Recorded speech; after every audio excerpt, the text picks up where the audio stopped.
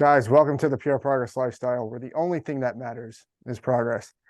Today I'm joined by Jassy Jackson. Jassy, you have a master's degree in science and psychology, over 15 years of leadership experience, and your main purpose now is to shed light on people's paths, on what they can do and how they can stop, experiencing so much anxiety and stress and just really figure out what it is that they want to do.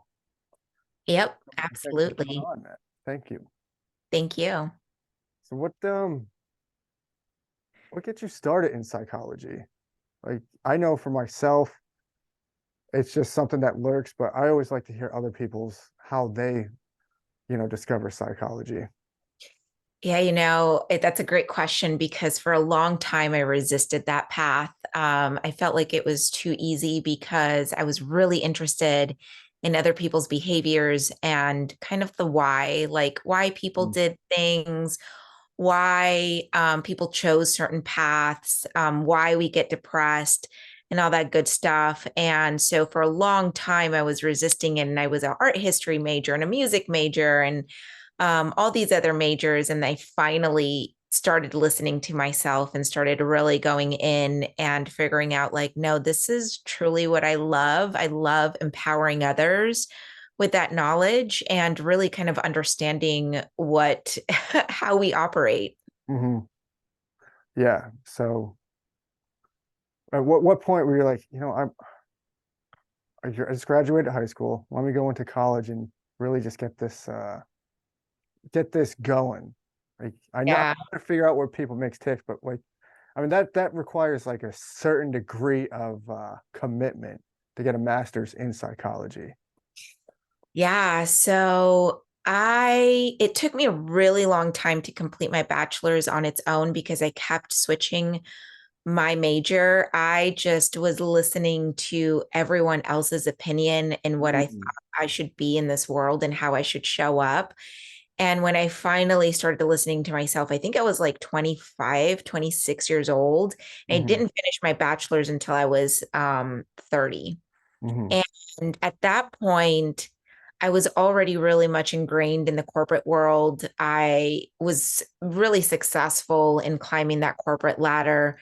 And I had gotten married and I was looking around and I was still just sobbing into work. I was so tired and depressed. And I didn't understand because I had checked off all the boxes. I had my bachelor's, I got married, I had a wonderful home, I had great friends, and there was no real quote unquote reason to be sad, but yet I was. And I think that the number one thing that most people do when they're at a crossroads like that, like what's next? What should I do next? Most people choose to go back to school. And so that's what I did. And the entire time I went back for my master's, I went even deeper into the depression. I mean, I finished it because I have this tenacity and this determination. But really, after I finished it, was when I started to really dig into who I really was and how I wanted to show up in the world, not taking the definition of what other people were telling me, like my parents, my husband, my friends, but really looking in and figuring out who I was. Mm. So, like, that just sounds like a kind of like a mind screw, because here you are, you know all this psychology, but then again, you're going down the spiral of, being depressed. Like, I'm not happy. What do I do? What is Yeah. what is the psychology aspect of that teach you? I think really when it came down to it, even though I was in therapy for a really long time, I've been in therapy since I was 18.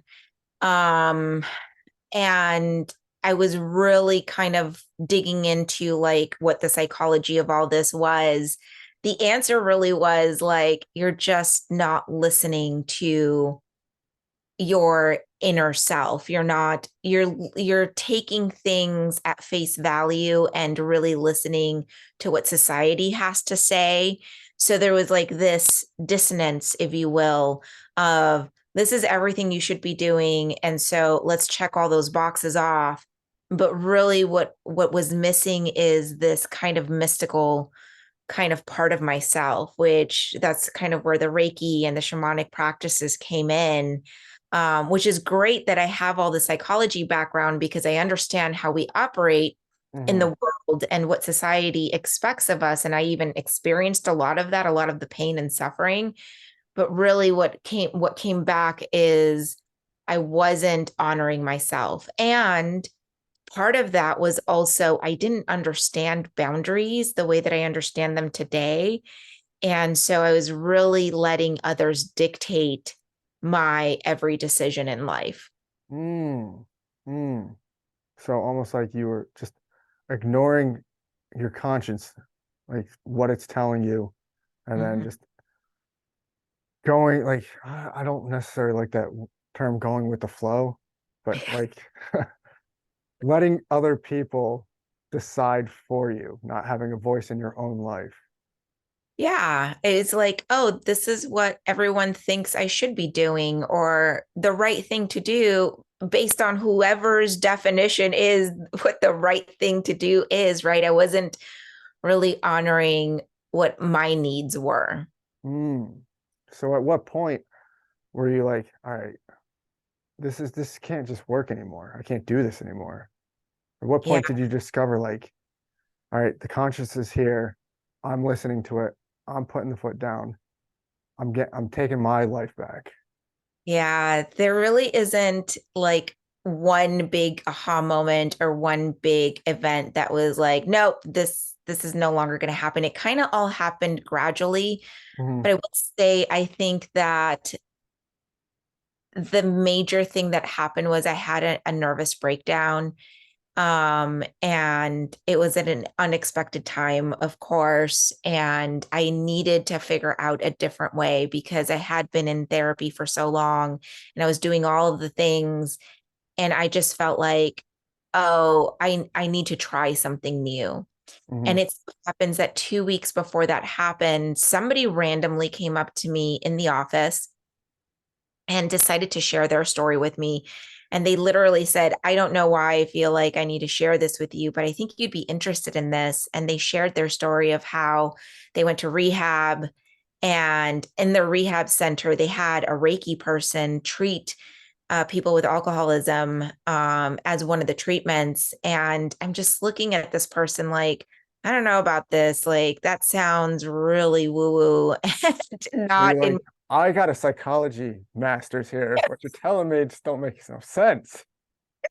It doesn't make any sense, right? And then about 2 weeks later, I had that nervous breakdown, and I was like, okay, I am willing to try anything. So I think it was like this crossroads of like, there is nothing left here. Like, you got to do something different because otherwise, that's like the pure definition of insanity, doing the same thing over and over again, expecting different results. And so I ended up asking this person for their Reiki person, and they happened to be 3 minutes from my house. And I was like, okay, it can't be easier than that. Hmm. And my first session was just this alignment with my inner self. I saw like colors behind my eyes. I felt this peace and overwhelming sense of like harmony and like this, I should explore this more. And that really, I think it took about 4 years, all in all, because then that opened up the door to what else am I missing out on? Because I have this like picture of what's right and what's wrong, and just kind of exploring that and really starting to listen to my inner self, taking courses on intuition and taking, courses on Reiki and opening up that channel and really looking at plant and herbs and how I can heal myself with that. And I think it was just this gradual kind of event that happened in really understanding like, oh, I have all these limiting beliefs because I'm programmed in a certain way from school and friends and family, that these are all the things and how I should live my life, but really, how do I want to live my life? And then social media and mainstream media came out with like boundaries, boundaries, boundaries, and I'm like, but what does that mean? And really went down a huge rabbit hole. Now the word I think is trauma, trauma this and trauma that, and just diving deep in, like, okay, those are words, but what does it really mean, and how does it what does it mean to me? And Mhm. so really kind of getting to know myself and re-educating myself and letting go of the shoulds and, the checklist. Basically, I literally at some point threw away my to-do list. I was like, I don't need this anymore. So I really changed who I was and kind of morphed into who I am today. Mm. No, what's how do you go about your day now? Because I know I operate from like not necessarily an exact to-do list, but I have a list of things that I know I have to get done. Yeah. Otherwise, I go nuts. Yeah, that's So, exactly how I operate as well. Before it was like, oh, these are all the things that need to happen. So I threw that away. And now, like, if I have a meeting or a podcast interview, those are on my calendar and those are things I have to show up to. So I'm still pretty much in that realm of like responsibility and showing up and honoring people's times. But I don't necessarily have things like I need to do the dishes and I need to go to the dry clean. Like I will get up and I will do my meditation. I will think about like what do I need for today? mm, And so today, for example, is going to be a self-care day. After this podcast, I'm going to have an alignment done. I'm probably going to go into the hot tub mm, and just really kind of take care of me because I know that the week ahead I am full. I am booked up with people coming to me to see me for Reikis and alignments. And so, in order to show up for them, I need to fill my cup up first. mm.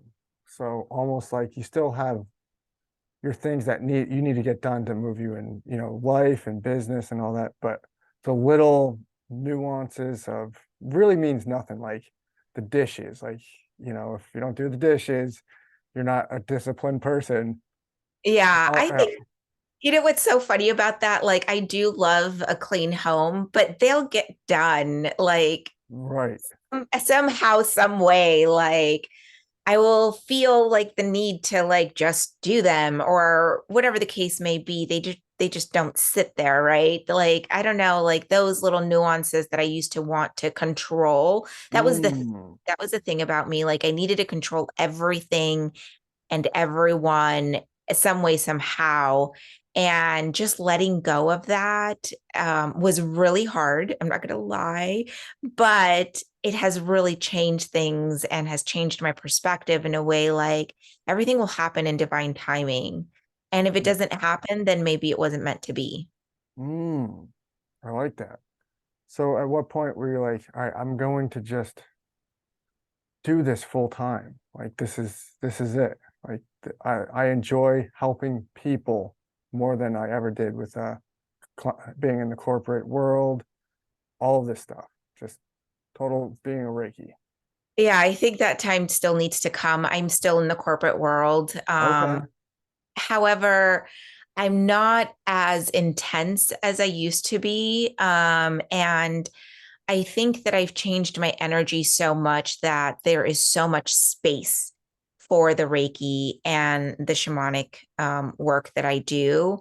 I definitely love both tech and the corporate world still because it kind of leaves my foot in to understand people that come from that space. A lot of my clients are from the tech world or the corporate world, and I'm able to still connect with that because I'm still kind of embedded in it. Hmm. However, I am transitioning out in a way where my a lot of my focus is now on the Reiki and empowering others. And so I'm starting to kind of lean more towards that work. Love it. What kind of, how have you noticed you bringing a different energy to like success in business and just your over daily conversations with people or just interactions? It's so interesting because I used to always hear spiritual teachers say, once you change yourself, once you focus on yourself, all of your relations, everybody that's linked to you also change. And I never really understood that until it was actually happening for me. Hmm. So once I threw out my to do list and once I started to ease up and change my energy and change who I was and how I was operating on a day-to-day basis, it went from an organization of like, go, go, go, everything needs to be done like yesterday, to a little bit more relaxed, a little bit more like, okay, this is the time to kind of just rest and kind of work on the tech and not be as aggressive with the marketing and all these other things. Like, it was like this organization of working 15-hour days, 6 days a week, to like, okay, we're all now doing 9 to 5s, 5 days a week. And, if there's work, we're going to work. And if there's nothing to do, we're not going to make up work, which has been really refreshing and such a shift in the whole organization. Obviously, when the industry picks back up, because I'm in blockchain right now, we're Mm, kind of in a bear market, if you will. We're going to have the bull run again. It's going to go back up into working a lot more hours, and I'm ready for that. But right now, it's kind of like this hiatus of like, let's just work on getting ready for the next big thing, and not necessarily like what most organizations do, which is like, we have to stay busy 24/7. And so I really appreciate that about the changes that I've made and how that's trickled down into the organization as well. mm. Would you say that's like made you a far more effective leader? Where people Absolutely. don't have to be so tense around you? Oh Uh, yeah, absolutely. And it was so interesting to see how programmed people are. And I would ask questions like, wait, why are we doing this? Is this necessary? Or what's the outcomes? Like, we need to put things down. We need to just work on the things that is actually giving us the big bang for our buck. And if there's nothing right now, then that's okay. This is the time to innovate and the time to think about new ways to experiment and get ready for the next bull run. mm, love it. Are you able to see other people's energies, like how tense they are or not in alignment they are with their chakras? I do feel like once you've seen it and recognized it, you can't unsee it. So I can definitely understand which blockers are blocked based on people's vernacular, how they speak about themselves, how they speak about the world, Mm, what they're actually like. A lot of the conversations out in society is like, what are you watching these days on TV, right? And just by the mere glimpse of what they spend their time on content wise, it's really interesting to kind of see that energy. I can also, because I'm so well versed on boundaries and some of the psychology stuff, I can definitely see where people might uh be empowered through a little bit of training or a little bit of a different perspective on different things.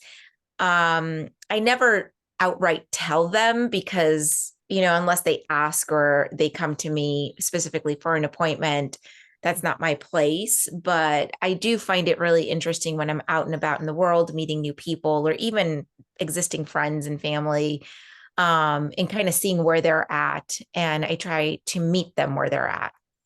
mm, gotcha. Now, what are some boundaries that a lot of people just overlook that they could just implement just one or two that would help them align themselves more with, less anxiety, less stress? Yeah. One of the things that I like to say about boundaries have a couple of different definitions, but the definition that I love the most, because I think it hits the nail on the head, is boundaries are taking space to take care of yourself. And one of the ways that that shows up is by communicating your needs and not automatically saying yes to everything because we think that that's the right thing to do. Hmm. Taking a step back and like going inward and figuring out, like, is this something that I actually want to do? Like, is this something that I even have time for? Like, gosh, I just signed up to like bring that casserole in for like Friday, I want to say bake sale, but that's not potluck, right? Friday potluck. Like, I don't even have time for that. Why did I say yes to that type of thing? And then actually overextending yourself for that kind of thing. It's like really becoming a professional in self-care. Mm, That's what I like to tell people I am. I'm like a professional in self-care because the most successful people that I see out in the world, they put themselves first. And that might sound really selfish and it feels really off when you first start doing that, but experimenting with it, like I've done in the last 2, 3 years, things will fall into place and it feels so much better. And you're able to show up for people and lessen your anxiety by honoring mm, yourself and what you need. yes, absolutely. Just for myself, just to take that a step further to really explain to people with self-care, it's like, the analogy with the plane, you got to put your mask on first before you can help somebody else. Yeah. For me, I got to wake up earlier than most people would, especially now that my daughter's, not in school until the summer break ends, to get all my things done that I need to get done. So that way I can show up when she wakes up so much better. No anxiety, no worries. And I'm just able to be a father, be present with her without not thinking what I have to do next. Exactly. Yeah, it gets so lost in, in these buzzwords that quote not you've said, but I'll just say it like the boundaries, the trauma. It's become more buzzwords than what people actually know to be the truth. Yeah. Yeah. It's so funny because when I first heard it, I'm like, yeah, that's exactly what I need. I need boundaries. And I'm just like, but how? What does that mean? Right. Exactly. And then most people you hear like, oh, boundaries. I'm like, dude, cool. Do you even know what that means? Now, what would you say for somebody that does need to establish boundaries that does not like how people talk to them? Like that's Yeah. one thing I find big with people. It is. Yeah, it's a huge one.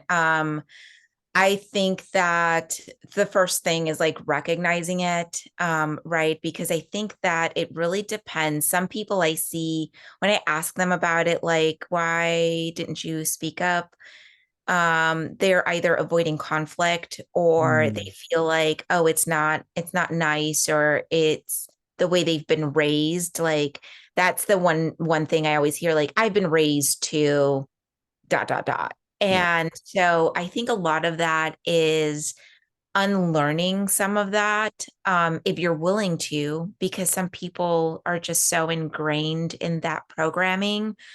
And I'm not saying that that's the right thing for everyone, but that's one option, right? Like there are different ways to show up and still honor the way that you've been raised, because really boundaries is about communicating your needs in a way that it's not judgmental. I think that takes a different turn when we're thinking that it's, bad intent, or we're gossiping about it, or we're judging the other person for the way that they are speaking to us, right?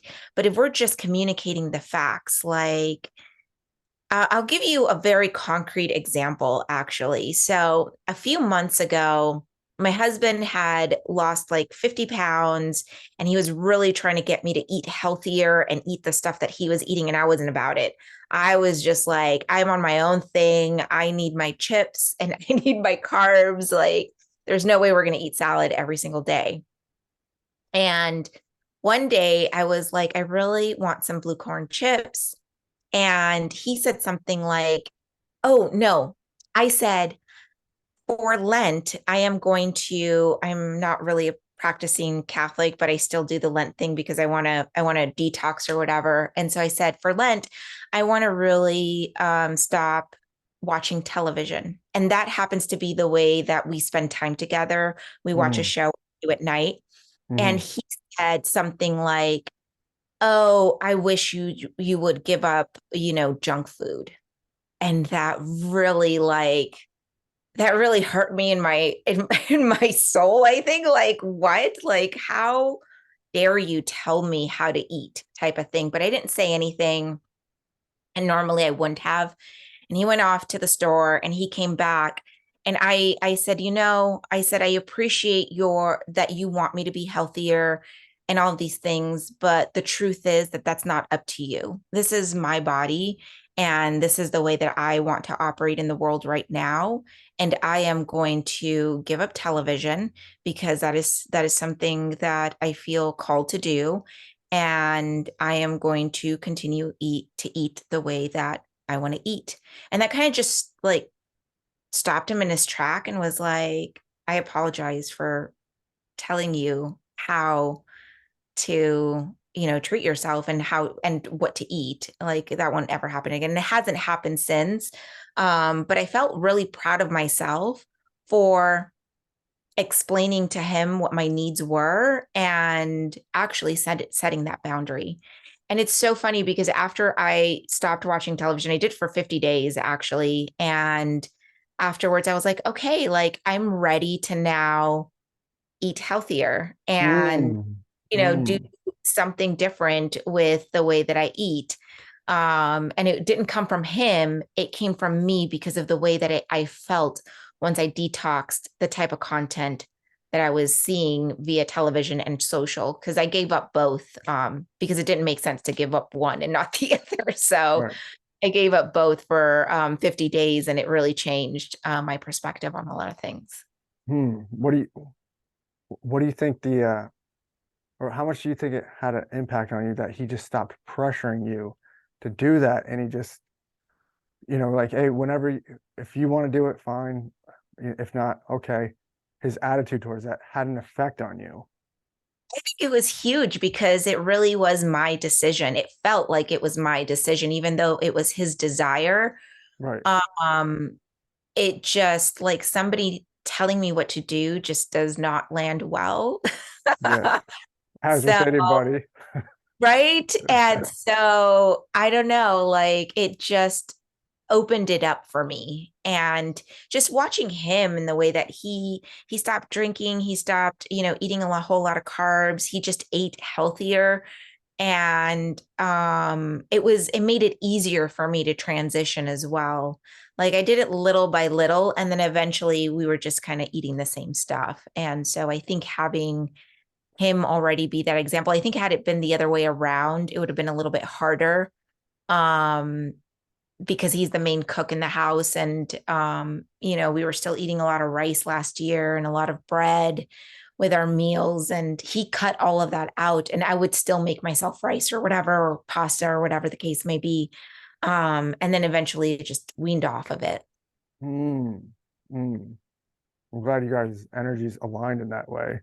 Yeah. How much better do you think that's been on your marriage? Like now that, or do you think he's learned, a better question, do you think he's learned anything from that? Like whenever people pressure people, it just pushes them further and further away. I don't know that he's learned anything. I mean, he doesn't do it. So I don't know that it's conscious, is what I'm trying to say. I don't know that it's a conscious thing. I think that having that conversation and just expressing my needs definitely um, hits home with him. I Mhm. think also like years ago, so when his dad had passed, he was like in this really melancholy, really depressive, everything sucked, everybody sucks type of situation. And he would come home from work and it would just like bring everything down. And so there were times where I would like try to encourage him to go make friends. And, I was doing the whole thing where I was trying to change him. And Mhm. this realization, I think it was through one of my spiritual teachers, I made this realization where it's like, I need to change myself. And so what I started to do, I started to fill up my energy so big and so high. And when he would come home, because naturally what we do as human beings on a psychological level is when we enter a room, we tend to match that room's energy. So if we go to a Whoa. party and it's like up there and we're down here, like we naturally come up here. And if you enter a room full of Mm. depressed people, if you're down here and you're up here, you try to match their energy. And so knowing that, it's like, okay, I'm going to fill my energy so big, there's no room for anybody else's energy. And so he would come home, he would be down here, and I would be up here. And it would do something like this, where we would kind of meet in the middle, and I was very conscious of it. So I was grounding myself, I was centering Wow. myself, I was regulating my nervous system. And pretty soon, like he was just staying up here. And then all of a sudden he was out making new golf buddies. And they were kind of changing his energy as well. And so I was just focusing on myself, healing myself, changing the parts of me that was kind of inspiring some of that energy to come through. And I had made a decision that I wasn't going to be anybody's savior anymore, that I wasn't going to be anybody's therapist anymore. And that really changed a lot of my relationships, including my relationship with my husband. And I think that that's the key for a lot of us. Like once we decide to change our energy and ourselves and make these lasting changes, you're going to start to see that ripple out onto all of your relations. That's beautiful. Now, obviously, you can connect the dots and see how they say you are the sum of five friends that you hang around because, you're going to match their energy. Now, here's an important question. How do you keep your energy high when you're in the same room as somebody that's on a lower energy? How do you do that? Yeah, so I do what is called a lot of cord cutting. So what happens is we all form cords with people like that we meet, Hmm. strangers, acquaintances, and those cords get fortified the more and more you bond, the more and more you're around each other. And so I started to really understand what I feel like versus what other people feel like. And what I learned about myself is that I take on people's energy. I try to take on people's problems. I want to just remove people's problems, right? And make them Mm. my own type of thing, so that it eases their burden. And that was the wrong thing to do for me. So what I do is I let it pass through me, but also every morning when I ground, I feel my energy so big, and I also release all the cords, including the cord with my husband.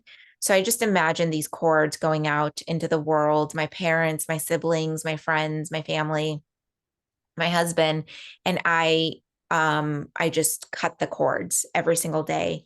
And what I do is I bring in all of my power. I call back all of my power, all of the energy I've left out in the world, all the energy I've put into people, all the energy that I've left in places and spaces.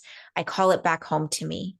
And what happens is you start to notice what your energy really feels like. Once you disconnect from everybody and you Mhm. fill yourself up with your own energy, including inside of your aura, and it's so filled up, you get to experience that for a few minutes every single day. And then you start to notice when other people's energy is coming in, when you're picking up other Yes. people's stuff. And you get really good and really clear on what that feels like. And it just Mm. takes practice, right? And so when you're with friends, you're going to start to feel that, and you start to really consciously maintain your high vibes, and you stop automatically doing the matching the energy. You start to really keep your energy full and complete. And then the Mm. thing that happens is the people that don't like that energy, the people that aren't wanting to evolve and transform and up level with you, they're just going to fall away. Like there were so many friends when I started this journey, and even this year, so many even healers that have been with me for years that have fallen away because they are just not ready to come up to the next level or to transform. And that's okay. Like they're on their own journey. And I do really do believe that people are here for a season and for a reason, and to teach you something about yourself. Mm. And it's okay that they're not going to be lifelong um friends or acquaintances. Mm. Love that. Have you noticed like almost like a magnetic field, but the opposite? When you put two, I believe it's two of the same ends, they repel each other. I mean, I could be butchering it. I have no idea. No, I get But it. Yeah. have you ever felt that? Like you're in, let's say you've done all these things, your energy's high, and you enter in the room and you can already feel somebody's negative energy. And it's almost like you're repelled, like you have to exit the room or you want them to exit the room. Yeah, I have. And usually what I have to go in and do is kind of just like go into my inner knowing, because I'm mostly claircognizant. So I have like this inner knowing. I just have to trust myself in like, okay, what is the reason why I'm feeling this? Is it their energy? Is it how they feel? Because it might be that they're in like high anxiety and they just want to go home type of thing. Or is it that there really is danger, or what is it type of thing? So I have to kind of suss that out. And I really just need to go in and listen to my intuition and just basically never betray my gut. Um, Mm, so just kind of on a case by case basis. And I really just try to ask those questions internally and kind of figure it out. And if it's, for example, that, the reason why I just want to run screaming out of this room, because somebody else is feeling that way, then I just naturally know that, my high vibes and the way that I'm relating to others is going to put them at ease. Naturally, I don't know. There's something really interesting about me since I was a kid is people are naturally drawn to me because they feel safe, mhm, and they feel so safe they are compelled to overshare and tell me their life story in the first 5 minutes that they meet me.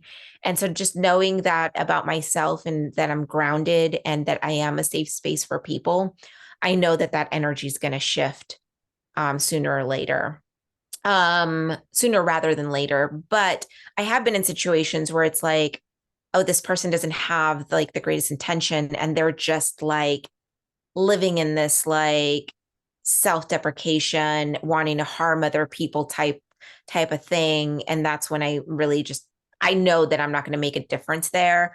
And so that's really when I just kind of set my boundaries and either make the decision to leave or make the decision not to interact. mm. What do you mean within the first 5 minutes that your energy is going to shift? Like they're going to take some of your energy, or Um, uh, I think what I was referring to, like the first 5 minutes, they're going to overshare, or share their story. right? But what I mean that their energy is going to shift. Like once people get really comfortable and they feel seen, they feel heard, they feel safe. I think safe and like, because what happens is when I have a regulated nervous system, when I'm fully in executive brain and my nervous system is in the parasympathetic mode, that automatically triggers that in other people. So, like, if you're in fight or flight mode for whatever reason, Mhm. right, or in freeze mode, if you see me kind of put my hand on my chest and you're feeling my groundedness, you feel safe with me, your nervous system is going to try to mirror mine. And so people Mm, automatically feel the safety and this like innate sense of like, okay, like we're good. Like, and you start to come out of that fight or flight mode. mm. And this is the spirituality of things, which I don't know And if a little psych. bit of and a little bit of science too, right? Because I'm talking about the vagus nerve and I'm talking about how your physiology works and how it parodies within others. Mm, I love that. I do have one question that it's almost like a buzzword too, while I'm going down that you had mentioned like a little bit before, how you had to Mhm. unlearn certain things. How do you unlearn something? Because I've seen that pop up so many times, but it's like, how exactly do you unlearn something? Yeah, I had that question for the longest time. Like, okay, I know I have these limiting beliefs.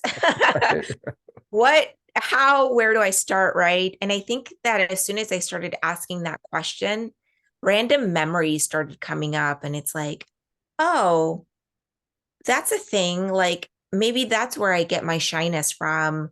Maybe that's why I don't want to outshine anybody because I'm a Leo and people never peg me as a Leo. And it's because I'm always trying to dim my light. And so that was one of the things that I needed to unlearn, like reasons why I needed to dim my light.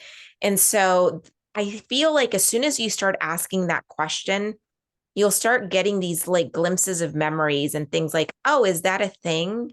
So I think it's about being mindful and really Mm, understanding, like, oh, I just said this one thing. Like, I wonder if there's a different perspective on that type of situation. mm, And the deeper and deeper I got into these things, like, okay, what else do I need to unlearn? And it just kind of would pop up while I'm doing the dishes or driving or whatever, right? Like doing normal things like, oh, I wonder what that's about, and just exploring it. And also taking lessons from other people. Like, oh, a lot of the times when you're asking these questions about yourself or wanting to learn something, like, for example, anytime I've asked for, like, I really want to be patient. I just want to be this patient person. The universe will tend to bring that to you in opportunities to be patient, right? And it's like, wait a second, this is the opposite of what I asked for. No, actually, this is actually the exact opportunity to learn that, right? And mhm, so I think once you bring that into your consciousness, that there are things and that there are different perspectives out there and new ways that you can look at different things, and asking for those opportunities, they will pop up. The key is to like recognize and then start to really continue to inquire and unravel, because it's not going to be this like big thing where it's like, oh, aha, like I make myself really small and I tend to like give the light to everybody and that's the right thing to do. Like that wasn't an aha moment for me, and knowing that, but there was like this very specific memory that came up. It's like, oh, that's that's how I learned that limiting belief, and just mm, wanting to unravel that and then taking the opportunity to be like, okay, I'm ready to show up on podcasts. I'm ready to like really shine my light and, be in this world in a different way. It is funny how that the universe does work. It Mhm. always give you something that you don't expect or think is the complete opposite when it's exactly what you need. Some sort of Yeah. lesson, something. It's funny. Yeah. And I think also what I learned with that is I could still ask for patience, but now my intentions include, I would like to learn patience with ease and grace. Mm, And it softens. Those opportunities definitely soften. They don't come in like hot the way they used to, like somebody getting enraged or having all of these crazy opportunities to practice patience. But maybe it's like a conversation that I'm having with someone where I can show my patience and compassion. So now with everything that I want to learn that's new, I ask for it with ease and grace. yes. Yes, I've found that to be so like more effective. Just, being a father is if you're able to just keep your cool and just being able to relax, diagnose the problem, ask just a question as to what's going on. Way better than just, that's it. We're not doing this anymore. Yada yada yada. Just it's so it because like I'm disconnecting from that relationship. I'm not building any sort of trust, any sort of problem solving. I'm just showing that I'm getting heated and and then that just puts her in a fearful state of every time Mhm. she messes up or not messes up, will spill something. She's like, oh, she'll panic, like fear, like Yeah. that someone's gonna get angry. It's just being calm, cool, and collected is the best way to go about mostly everything. Yeah. Yeah. So one thing that you talk big about is the echoes of ancient wisdom. Can you talk a little bit about that? Remind me, let me look at my notes really quick. Uh, was there anything else after that little blurb? Let's, Mm, I I don't know. I don't remember, but I do know it's ancient with spirituality. Like it's oh, yeah, yeah, yeah. I got it. So I apologize. No, Uh, you're good. so I like to not just use my wisdom in what I've learned here on psychology and just science and the way that we operate in the world today, like in 2023. I like to bring in things that my ancestors practiced. I think that we're so far removed from those practices in terms, I talked a little bit about grounding and the nervous system and a lot of the ways that my ancestors and really all of our ancestors at some point used to be in community is so far removed from the way that we are in community. If you really think about it, the way that we're in community these days is through social media. Hmm. We and I really don't think that we've come out of like COVID in a way to reconnect physically either. Yeah, we might go to concerts, we might go to festivals or whatever the case may be, but we're not really doing like these ancient ceremonies anymore. We're not putting our bare feet on Mother Earth anymore. We're not working together in community to like hunt and gather and all of these things that we used to do. And so I like to bring in some of that ancient wisdom in terms of teaching people and empowering people how to ground, how to connect with Mother Nature, how to connect with community. I do these things that are called like moon circles and ceremonies to be able to connect with each other and be in a state of um, I'm gonna go back a little bit on the science part. Like we're so much in a beta brainwave state, like we're all in beta all the time. Usually if we're like scrolling through Instagram, we're probably in alpha because we're kind of in this relaxed state, but we're still alert. But we're in constant beta. And so, what I like to do in these ceremonies and bringing in this ancient wisdom is I like to take people into the theta state. And the theta state is really where miracles happen. It's really Mm. where we're at when we go deep into meditation, when we go to that place, when we feel like we actually did it, we were actually meditating, and sometimes we fall asleep because what comes right after theta, it's delta. So that's the sleep state. But if we are able to stay in that theta state for a long period of time, that's really where miracles do happen. And the longer we're in that state, the more connected we are with each other, the more connected we are with the divine. And so teaching people how to do that through meditation and breath work and the ceremonies that I do, I really like to bring in that ancient wisdom, which is a lot of like the ceremonies and the rituals that our ancestors used to do way back then. Hmm.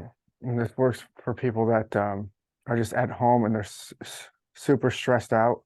They can practice some of this, what you're telling me here, and just really Yeah, get them connected to the universe, answers, and just their overall basic, bringing their physiology down to like just homeostasis and being able to be okay. absolutely. I mean, one of the easiest way to do that Hmm. is as soon as you wake up, instead of going for your phone and scrolling, Mm. because right there, you're taking yourself out of theta because as soon as you wake up, you're still in theta mode for a few moments. Okay. And if you're reaching for that phone, you're going straight into beta. And then Mm. it's your entire day, right? So the Oh, easiest way and right. that I like to tell people is as soon as you wake up, just taking a few moments to just picture what your day is going to be like and making that a positive emotion, right? My day is going to go Oh, perfectly. There is not going to be any stress, I am going to have really firm and healthy boundaries. We're going to stay in this vibe all day long. That's the wow. easiest way. The other thing that you might want to do is maybe review your dreams. Like, what did you dream just now? Like, That's a great way to kind of hold on to the dream for a little bit. As soon as you open your eyes, like, whoa, that was a crazy dream. Like, let me just take a few moments to just review and feel into what that feels like or what that means to me, Hmm. type of thing. And that's a great way to increase your intuition as well, to just take note of your dreams. But taking about 5 to 10 minutes before you reach for that phone, that's a really great way to stay in theta for a few moments and really start off your day on a positive note. Hmm. And so with all that, you start attracting all this abundance into your life. No Yeah. kidding. I'm guilty as charged for waking up, having to reach for that phone, like having to do something business wise, because it just doesn't ever leave me. But that's something that I'm gonna have to do. Like I do definitely practice 5 to 10 minutes of silence, of just sitting by myself after when I wake up. But I think that's the disconnect that I have for myself is when I wake up, I have to reach for that phone. Or Mm. the phone goes off, I have to hit the off button. And it's a habit because when I first started doing it, I would reach for it and it's like, wait a second. So there will be times where you will reach for it and it's like, oh, I didn't do the thing, but it's okay as long as you remember and you try it again the next day. It will eventually become a habit. And then eventually I graduated to like, okay, I don't even take my phone into the bathroom anymore. That's a place where like you just zen out.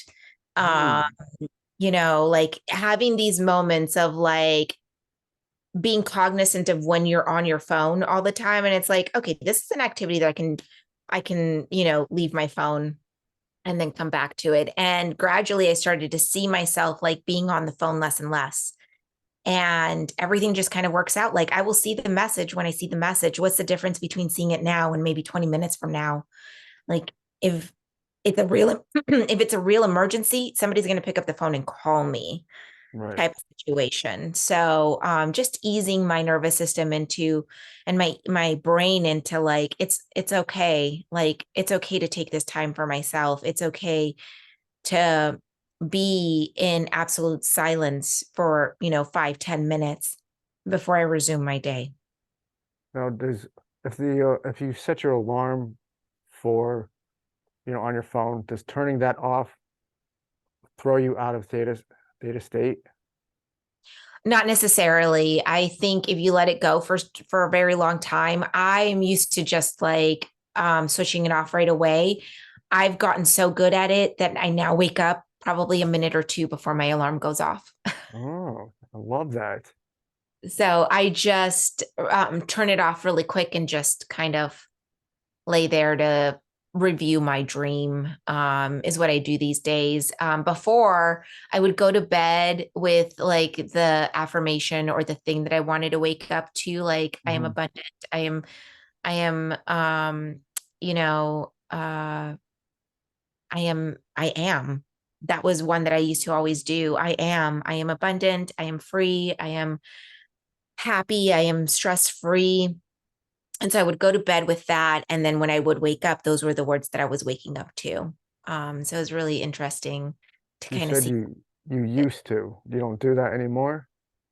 Now I just review my dream like, whoa, that was a really crazy dream. And sometimes I have to write it down because I feel it slipping away. Like, okay, there was like a green car and so was there. And this was the weather, what the weather was like. And I'll write Hmm. down if I've seen the place before, I've seen the people before, how many people were there, type of thing. Because I find that when you write your dreams down, that really helps with like recall, and it also helps with intuition. It helps increase your intuition. Really? Mhm. Wow, I did not know that. So what's have you found any of these practices to help you make more money? Because I know that's like a big thing that people are always gonna want to know, like how does this make me more money instead of how does it align me to be more at peace? Yeah, so that's interesting you say that. More money does not necessarily equal more peace. Right, right. However, I will say since starting these practices, I've probably tripled my income, not Mm, all at one time, shifting my energy, shifting the way that I think about abundance, the way that I think about money. And it always doesn't come in money form. A lot of the times, like I get gifts or like, oh, I really need, I don't know, this type of oil. And all of a sudden a friend will be gifting me that type of oil. And I don't necessarily expect it to happen every single time, but I know that I'll be taken care of one way or the other. But I will say that my income has gradually increased. I was able to open up my business. I see in the moment, it doesn't feel like anything is happening. But when I compare life today versus life a year ago, 2 years ago, 5 years ago, Mm, wow, has it changed, right? right. Since I've started these practices and how my relationships have changed. And sometimes it feels bad because relationships are falling away or you have friendships break up or whatever the case may be. But when I really look back at it, it's like, okay, that relationship actually wasn't serving me, or I am now making money in a way that I feel happier, or I feel it's more in alignment with who I am because maybe a job fell away or something didn't work out that I was really hoping that I'd make a lot of money on. But things kind of work out exactly how they need to be. And I think the key to that is letting go and surrendering. And actually, that's even like a major tenet in what I learned in the corporate world. It's like if something's not working and it's not actually making the revenue that you need it to make, you need to drop that idea, even though it's your idea and you're in love with it and you really think it's going to work out. It hasn't worked out for the whole year. So you need to really learn how to drop that and let it go and come up with a new experiment, come up with something new that fills your soul and fills the data that you've collected, type of thing. So I would say that yes, it has increased abundance and it has improved my relationships and I feel a lot more at peace. It just doesn't happen the way that you think it's going to happen. Um, it happens in a gradual way, and you got to kind of have to understand when to acknowledge it and consistently have gratitude. Mhm, Um, because that's the other thing that I've learned, like gratitude for everything that you have right now and being in the present moment instead of living in the past or in the future, which is what a lot of us are in. Like we're constantly like thinking about the next thing. Slowing down just a little bit and honoring the present moment is also key to that. mm, mm. That's which is so much easier said than done. You know, you know? It's like so I constantly have to tell people, like, dude, it goes back to that. You got to take care of yourself before you can take care of others. You want Yeah. to be in the present moment, you got to take care of yourself before you even try to be in the present moment with anybody. Because it doesn't work. Ours, I haven't found another way that hasn't worked.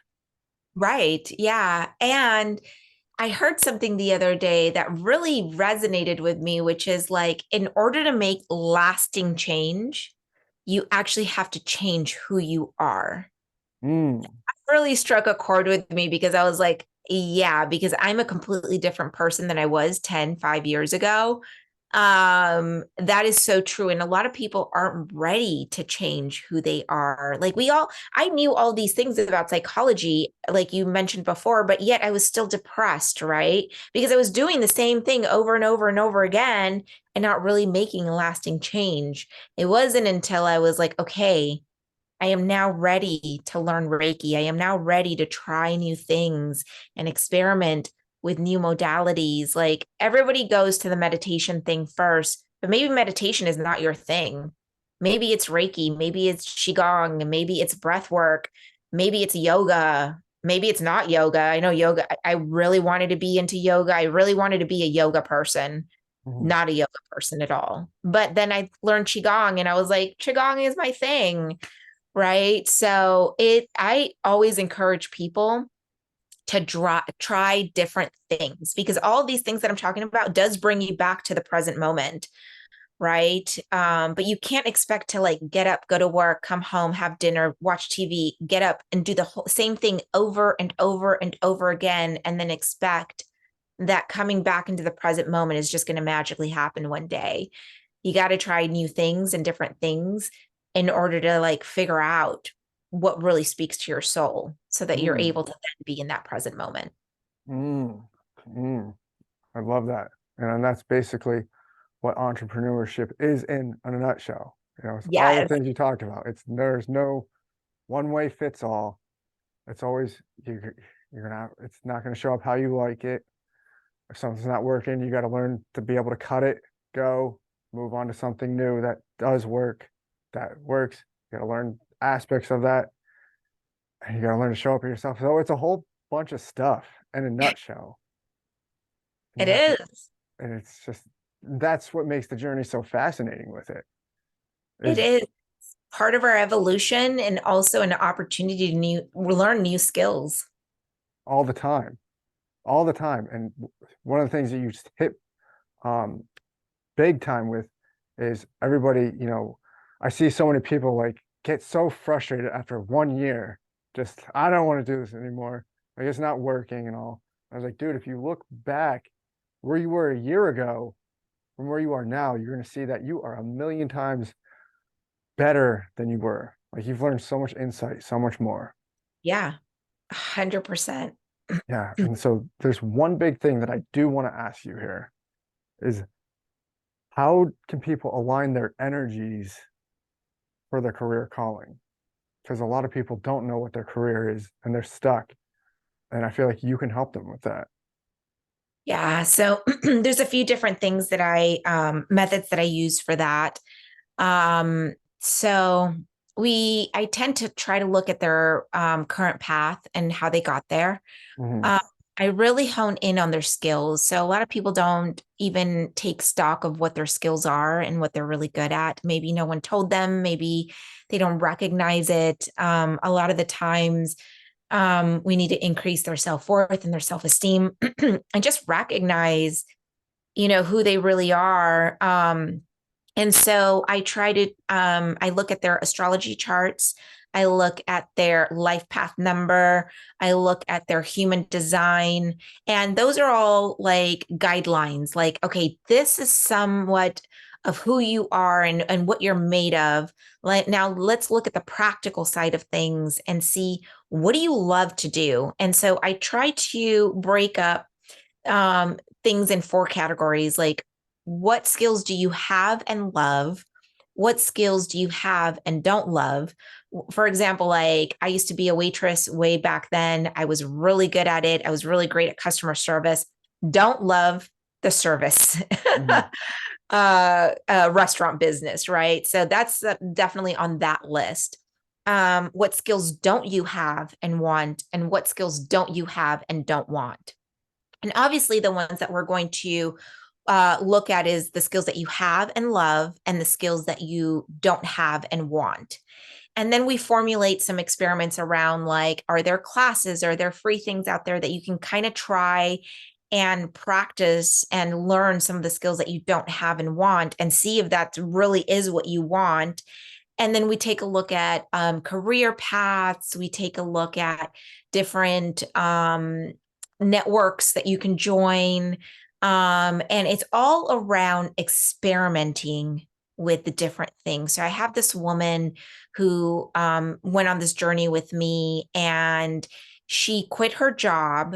She was actually, ironically, in the restaurant business, and she didn't know what she wanted to do next. And after doing all of these things and really looking at her astrology, looking at her human design, looking at her life path, it gave her the confidence that she has all of these things. And then we looked at her skills and what she was really into in the moment. And at this moment, she is starting up she's going to be a midwife or a doula. And so, which is a long ways from like the restaurant business and project management into owning her own business.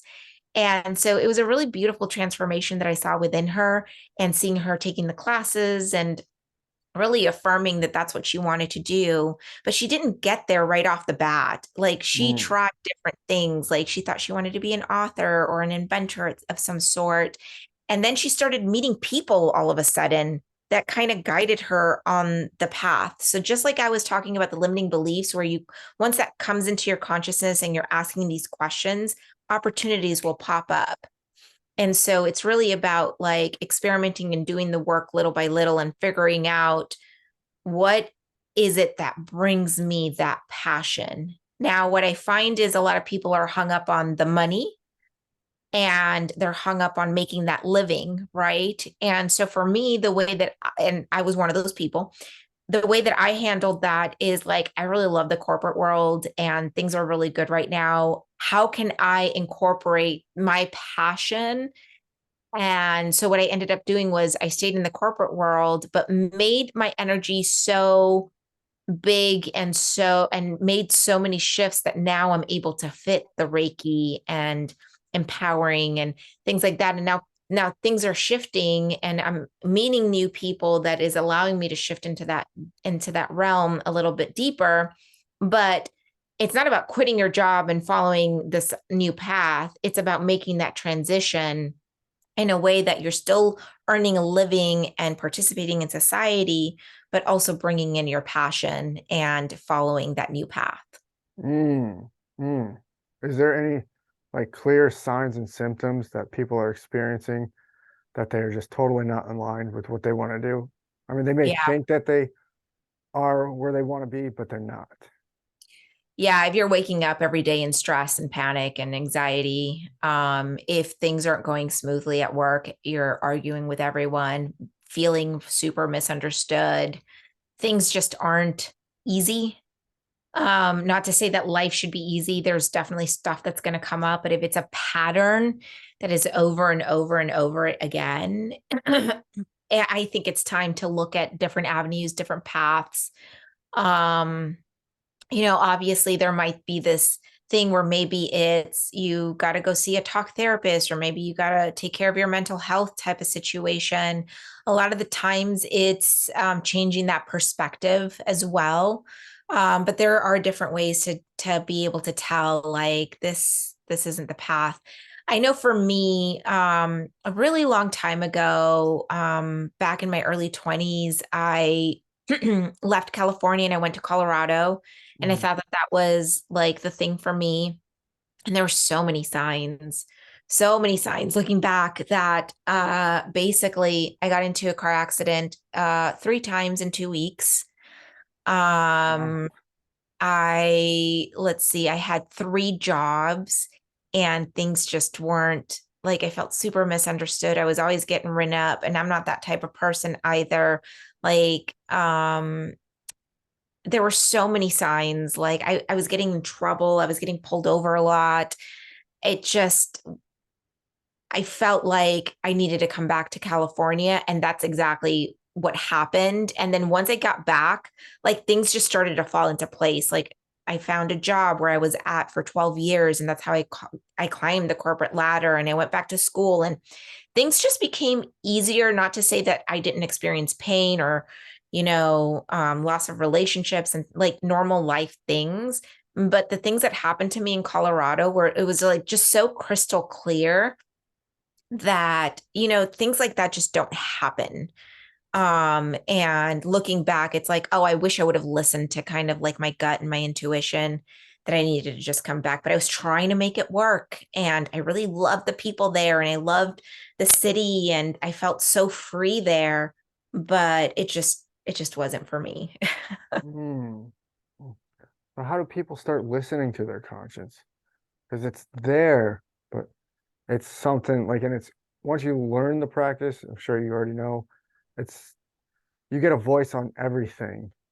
Whether Yeah. you want to listen to that is on you, but it's always there. But some people just shut it out to the point where they can't trust themselves. How Yeah. do people bring that back?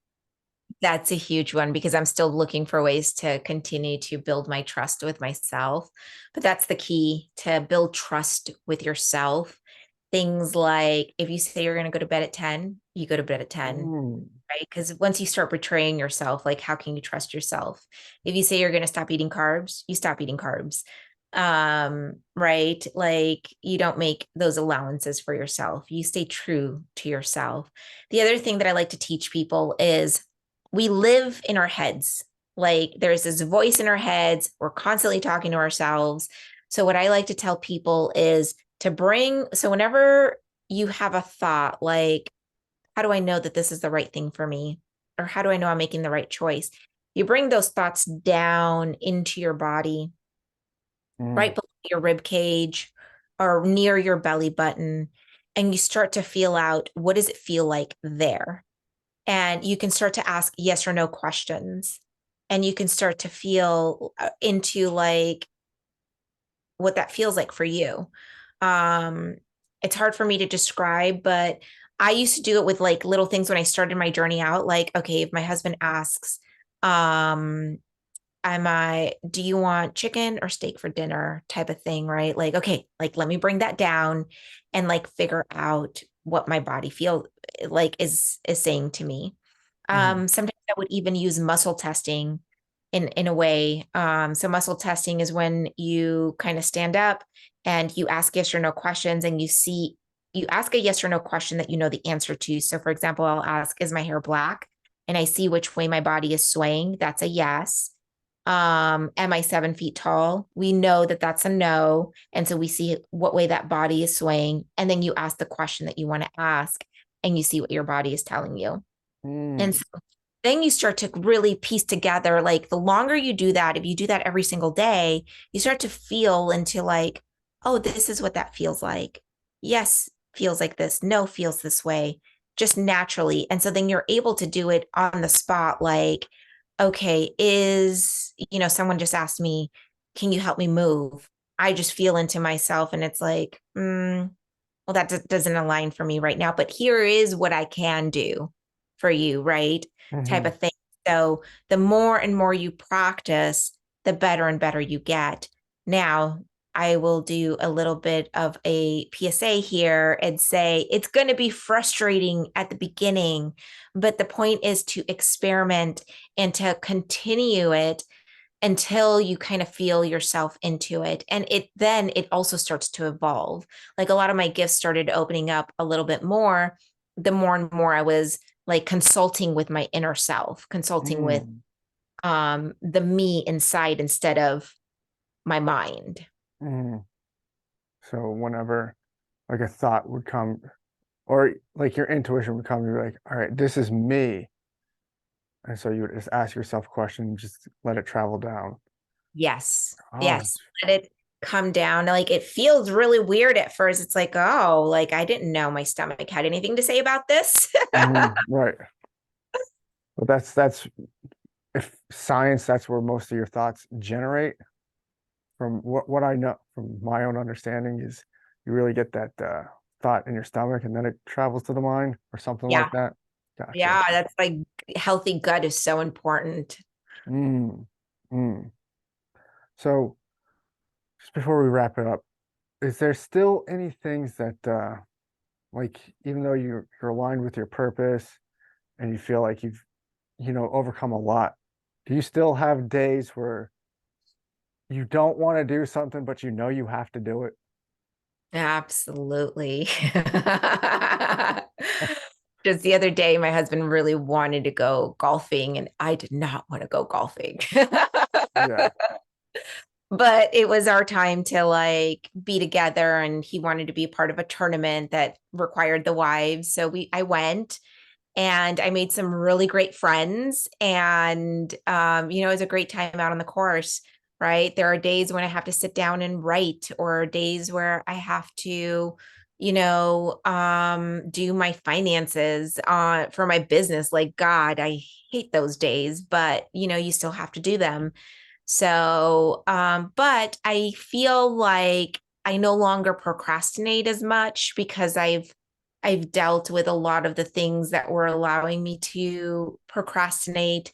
Once you start to really dig deep, and it's going to hurt and it's going to be messy and it's not going to be sexy, right? Once you start to really unravel all of those things, you start to kind of see the beauty that is life, the beauty that is this present moment, and you start to really live in that present moment. So would a good question be like, why do I procrastinate? What is it about me that procrastinates? What am I missing? So yes, absolutely. And what Mm, I've learned about procrastination is also it is a trauma response. It really? is a form of that freeze, right? It can, whatever you're procrastinating on can be so overwhelming, or there could be something that's triggering this freeze response. So when I procrastinate, I know that I am not an executive brain, I am in survival brain. And so Mm, I move myself out of that and into feeling that emotion. So that's the other thing. Like, so many of us, and not all of us, have been programmed to just suppress right, and stoic and not feel anything, right? Don't right. cry, knock it off type of thing. And so retraining ourselves to really come back into that emotional brain and be like, why am I procrastinating? What is it about this? What am I suppressing? What am I trying not to feel? And you don't even have to feel that emotion. You just have to acknowledge that it's there. Like, okay, overwhelming fear, like stress, that's all there. And acknowledging it can be very helpful in allowing you to move forward in doing whatever it is that you need to that you're procrastinating in. Mm. What would you say to this? Because I know we've all been there, is the night before we plan out, we're going to do this, like some sort of business thing. And we're hyper motivated to get it done. We go to bed great, we're amped up. Next morning, alarm goes off. I'm like, no, I don't want to do that anymore. What do you say to that? Yeah. So if the alarm goes off, I would say if you're going straight into that thought, recognizing it and then envisioning what you want your day to look like. What do you want that Mm, activity to feel like? Kind of go into like what we used to do as kids, which was fantasize. Like, I'm going to play with Timmy tomorrow. Like, this is what we're going to do. We're going to play kickball. We're going to, chase each other and play freeze tag or whatever, right? And we were envisioning these things as kids. So I would recommend you to envision what you want your day to feel like, what you want the end of the day to look like, and then to go straight into regulating. So putting your mm. hand over your heart, doing a couple of deep centering breaths. I just heard a really great analogy yesterday. It was breathe in the roses and blow out the candles, which is breathe in like Oh, you breathing in roses and blowing out the candles, right? mm, That was really awesome. And doing a couple of those deep breaths and then going straight into grounding. So whether you can put your feet straight onto Mother Earth, on grass or on dirt, and just centering yourself and going back into that fantasy of like, this is what this day is going to look like. It's only going to take me X amount of time to finish this.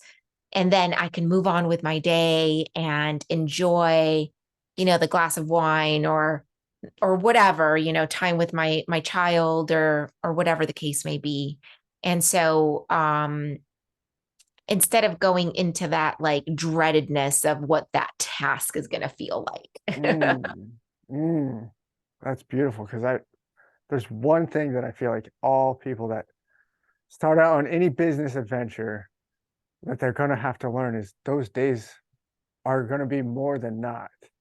And I know like everybody likes to paint a picture like it's all going to be roses. Like you're going to love what you do. Everything's going to be wonderful. It's going to be a Zoloft commercial. Everybody's dancing around. Everything's working out.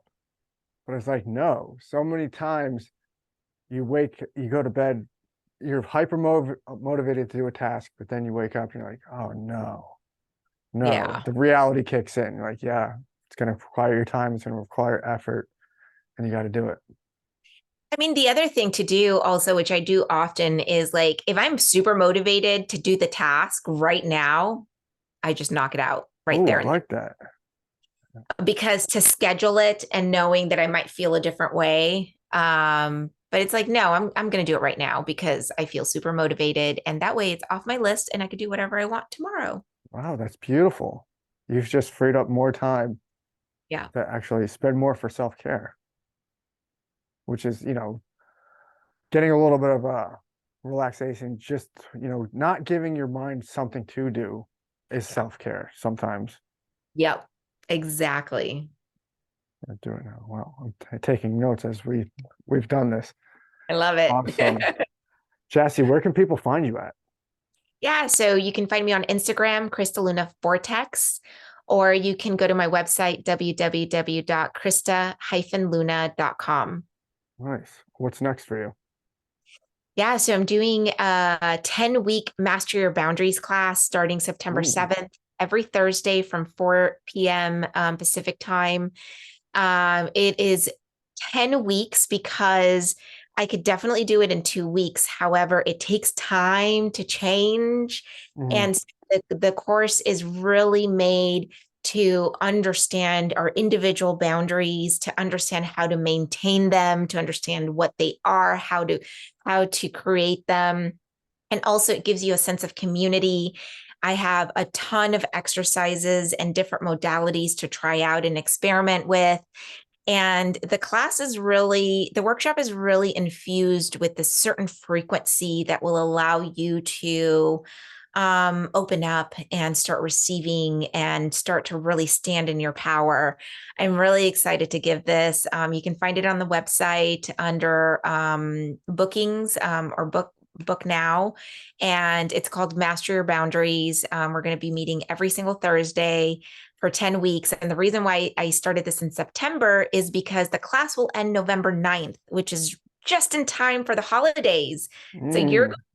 you're going to learn all of these new skills and you're going to be able to put them into practice as the holidays approach, and you're going to be able to say no, and you're going to be able to speak to people in a certain way and have clearing conversations in a way that will allow you to stand in your power and be the most authentic self that you've ever been.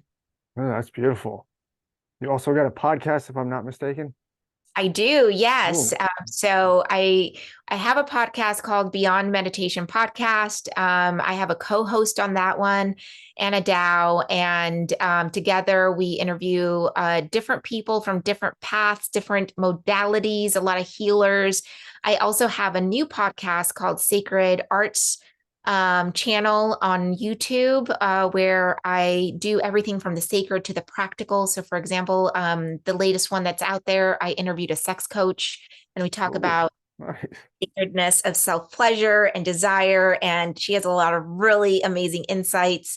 I had somebody come in and talk about organizing and cleansing your home. And so she talks about lots of tips and tricks on how to organize and how to feel better mentally from a space perspective. And then I have some other people coming on talking about kinesiology and, different modalities that you guys can try out and just learn. So like I said, it's everything from the sacred to the practical. And I just having a lot of fun getting to know people and trying new stuff out. Mm, love it. Love it. Well, Jassy, thank you so much for coming on. I appreciate it very much. Thank you so much. This was such a great conversation. Absolutely. All right. Guys, give her a follow, and I'll see you guys on the next episode.